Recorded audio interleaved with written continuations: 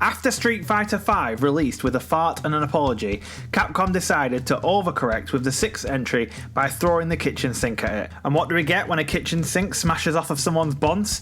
We get World Tour, the equal parts amazing and ridiculous open world RPG featured in the latest entry of the Venerable franchise. And it might just be one of the most stupid fun games I've ever played. But before we get started, if you like this, please like and subscribe, blah blah blah blah blah. So the first indicator that this game mode might be taking litres of piss is the character creator. This might be the most insane and disgusting character creator ever featured in a video game. And the result is our hero, Nutbob.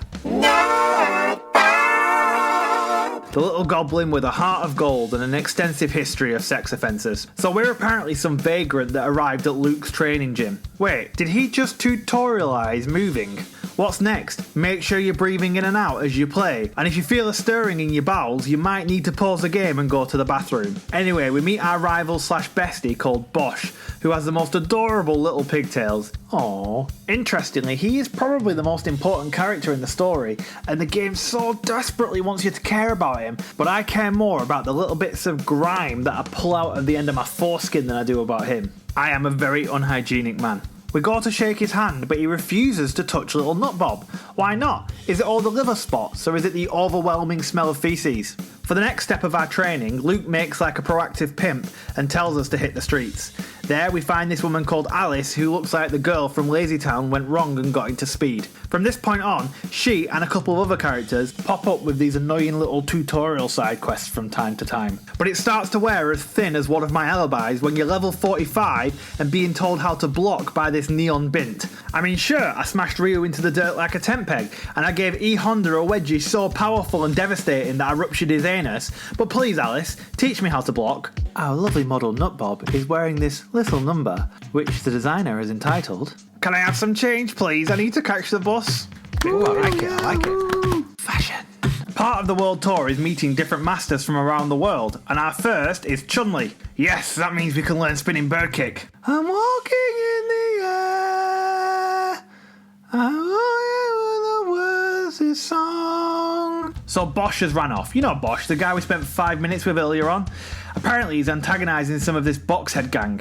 He's stolen some valuables or something, blah blah blah. The plot of this game is Nutbob is a psychotic little demon that wants to twat everyone, and I love that. The Bosch stuff is just boring side intrigue, like the proverbial dollop of coleslaw that you occasionally glare disdainfully at while you eat the rest of your meal. By the way, quick tangent, this game has a skill tree and a class system where you can pick which of the Street Fighter roster you want to base your moveset on. It's got customisable move slots, which means you can alter your fighter and play the game in hundreds of different ways. Now viewer, imagine going back to the 90s and telling someone that in the dystopian cyberpunk future year of 2023, Street Fighter would be a far superior RPG to the new Final Fantasy. They'd string you up using the cables from their Sony Walkmans before you could say radical. Anyway, we literally bump into Bosch and he's stolen what looks like a counterfeit Louis Vuitton bag. After teaming up to kick 10 different flavours of shite out of some of the gangbangers, Bosch legs it and this scary lady tells us to get her bag back or she'll scoop out Nutbob's insides and turn him into the world's scariest hat stand. Rather than go through the effort of tracking down Bosch again, we get a counterfeiter called Leonardo to make us a new one. In order to do that, Nutbob has to fly to Italy. Seems a bit counterproductive. Wouldn't it have been easier just to find Bosch? You know, have you seen a fellow with a Louis Vuitton bag and pigtails? Oh yeah, he's in the alleyway sleeping in a bin like a modern take on Oscar the Grouch. But no, instead Nutbob narrowly avoids getting mauled by a lion and then doesn't avoid getting mauled by this juggernaut called Marissa, the second master on our journey. It was worth getting our teeth knocked out to get that tiny little badge though. This second look is called Don't Pet Me, My Skin is Flaking. Oh, yeah. Fashion. We meet with a fella called Thrasher Damned, who asks us to speak to the police for him.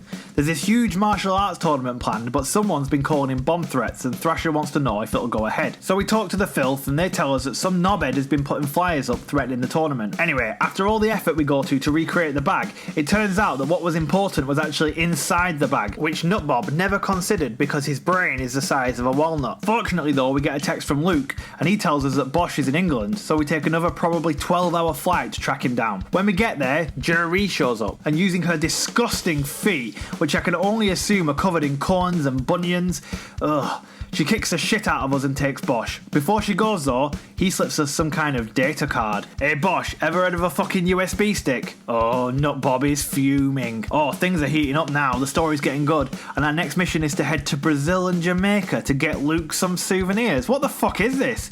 He's like a pimp that only cares about tat. He's a tat pimp. We arrive in Brazil dressed like a bobblehead gladiator and end up getting fried by Blanca-chan.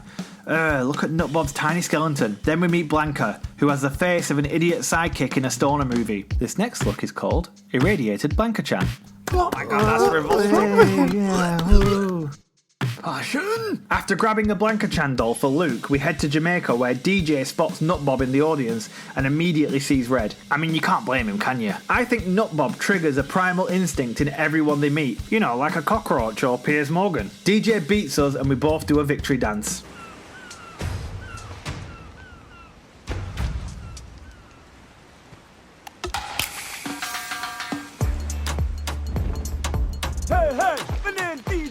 Rock a mic every weekday since week K with style. If you a dreamer, I'm a believer. Just keep it rocking and don't stop until your feet hurt. Do it! Come on, break that beat! Ooh, move your body. Come on, let me see it! No. Come on, yo. Where's the heat? You gotta feel the rhythm. You got to feel the rhythm down to the core. Keep it with that summertime feel. Heat up this stratosphere. Give them your full spec love. Make sure they know you're here. Oh yeah, now you got it.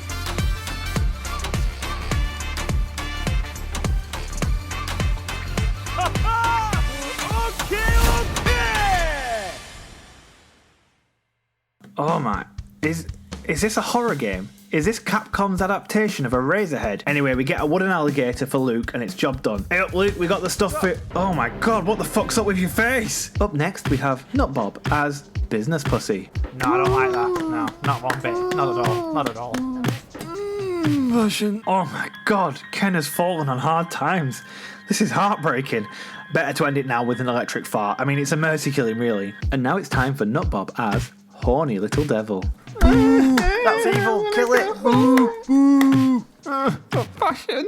You know what, Catin? I don't like the cut of your jib. Grundle smash! Look at Fred. Just who does he think he is? That's it, I've gone berserk. Grundle smash! Oh, I am hungry. Some Gyodin maybe? Should be delicious. Oh, this is grotesque. That's it. Grundle smash! I am the terror of the Tane. I am the Perineum Punisher. I am the Gooch Gladiator. Fear me, fear me, fear me! So Nutbob enters his first fighting tournament and awkwardly stands around with the other fighters like a dazed old man who accidentally stumbled into a queue for a nightclub. After he wins, I mean obviously he wins, look at the size of those feet, he then has a tricky interview.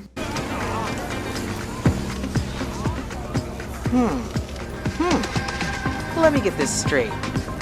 You wanted to know what it meant to be strong. So you just did some basic training and entered this tourney? You see, it's all about the Grundles for me. Really? Oh, okay, You're never mind. something else. My time spent in prison taught me a lot. The non-swing, oh, for fuck. I guess that means you've still got a lot of room to grow. Is that right? Well, no, this is as tall as I'm gonna get. You see, I refused breast milk as a chap. You are so rude. Unfortunately, it looks like the main tournament's getting cancelled, but on the bright side, we were still able to bring you some exciting fights. And there's one thing for sure. After dominating the Novice League, everyone's gonna be waiting to see what this rookie does next. And with that, thank you everyone out there for joining us for the Novice League tournament. I bet Mike Hagar himself was flexing his pecs in approval. I'm Eternity. See you later, kids. And don't forget to sub and like. Nutbob travels to Mexico and meets this old roadie who takes one look at Nutbob and asks his granddaughter Lily to cave his skull in and throw him into the sea. After we twat her though, she suddenly has a change of heart. Very convenient. I suppose having Nutbob's deformed foot bounce off her head a couple of times made her reconsider. Next up is some creepy weirdo who asks us to go around taking pictures of fighters in exchange for info about Bosch. Nutbob doesn't ask questions, as he himself is the creator and main contributor to CandidCankles.com. Let him without sin cast the first stone. The first fighter we need to take pictures of is Ken. It turns out he has fallen on hard times and is now working as a hod carrier on a construction site. This next look is called Gimp Maid at your service. No, please! Please, no more! The next fighter we have to illegally snap is Edmund Honda. Nutbob is overcome with desire and goes at Edmund flesh on flesh, sweat on sweat, hot man meat slapping against each other. But Edmund loses his temper and flings Nutbob into touch like a sack of shit. Then it's Ryu. Nutbob desperately tries to impress him with how well he can move in a pinny, but Ryu falls asleep while watching, which Nutbob takes great offence to. Please put your hands together for Nutbob as the Kinky Plague. Our next task is to infiltrate a top secret research facility. What? How did that happen? And we're fighting killer fridges. You know, I'm starting to think that this game might be a little bit silly. Our voyeur taskmaster finally tells us that to follow Bosch's lead, we should head to Nechal, a rundown and corrupt Asian country. First things first though, Shelma, you're going down.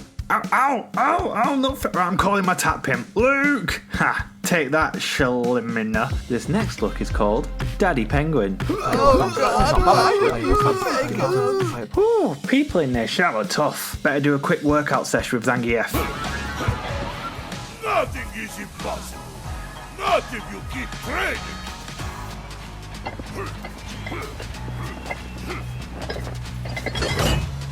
Squeeze every last muscle. Push! You can do it! Put your heart into it. Left! There! A bit more! Good things await! Come on! Yes!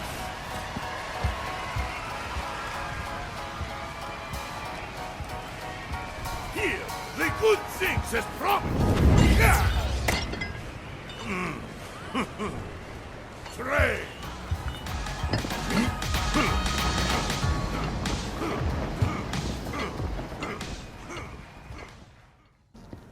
This guy seems strong. I sense your search for powerful fighters. You won't be disappointed. Right, well, it'll be good to test Nutbob's strength against this fella.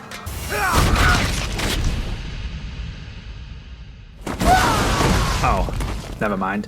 That flying boxman you just saw has been hunting down and kicking the shit out of fighters left, right and centre. We managed to track him to a rooftop where we knock his fucking box off and look who it is. It's Brian. No. Beremy, Blanthony, Bosch, that was it, it's Bosch. Oh, I forgot about you. Bosch was captured and experimented on with some wibbly wobbly purple goo which has been driving him into a kill frenzy. He tells Nutbob to stop tag-nutting him before shoving his box back on and leaping off like a squirrel. And now, viewer, we get to the most annoying bit of the game. The fight against this greased up Roomba with a hitbox the size of a flea's anus.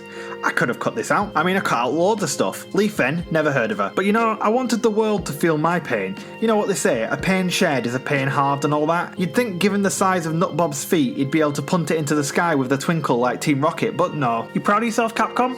You proud of this? You bunch of nonsense. Anyway, through some exposition that I will spare you from, having just made you watch me wrestle with a vacuum cleaner for what felt like an eternity, Nutbob finds out there's some shady tournament and Bosch is entering it. However, there's a bomb in the champion belt that Bosch is going to use to kill every twat in the place, like some kind of terrorist. So Nutbob goes about assembling a safety device to nullify the bomb from bits of tat that he finds lying around. However, when we go to insert the safety device into the belt, pro wrestling Christopher Lee turns up and tells us to piss off. So why is Bosch doing it? Well, there's this resistance group he's a part of that's fighting against a corrupt foreign entity run by pro wrestler Christopher Lee, blah blah blah blah. Let's just skip to the fighting, shall we? Yeah, go on, hit him, Nutbob, you creepy little gremlin. It's not my fault. Street Fighter has trained me for 30 years to care only about violence and cosmetics. That's all there is to Nutbob. That's all there is to me. That's why I got banned from Primark for clotheslining that elderly woman. We fight our way through the tournament until it's time to face Bosch, and he still refuses to shake Nutbob's hand. I guess that feces smell is now mingled with the stench of blood and sweat as as well. Well, when Nutbob catches Bosch in the locker room, he grabs his hand whether he likes it or not. Bosch is so disgusted that after soaking his hand in bleach, he beats the absolute fuck out of Nutbob and wins the tournament. It's boom time, but rather than handing the belt over himself, pro wrestling Christopher Lee makes his little girl do it, who just so happens to be Bosch's sister. Bosch goes buck wild before grabbing the belt and flinging it to cause havoc. Oh no, his box got squished. Oh, and he also got burnt to a crisp. Still though, shame about the box. Christopher Lee tries to leave smugly, but Nutbob grabs it with his slender pianist fingers and gets a jab in the scrotum for his troubles. Oh, it's all come down to this. Nutbob versus Christopher Lee. Saruman versus Smelly Man. Count Dooku versus Count Dookie. It pushes Nutbob to his absolute limits, but one swift shoulder to the bollocks and it's job done. Oh yeah, after all that, I can't wait to see the happy ending that ties it all up. And now what? None of this means anything at all.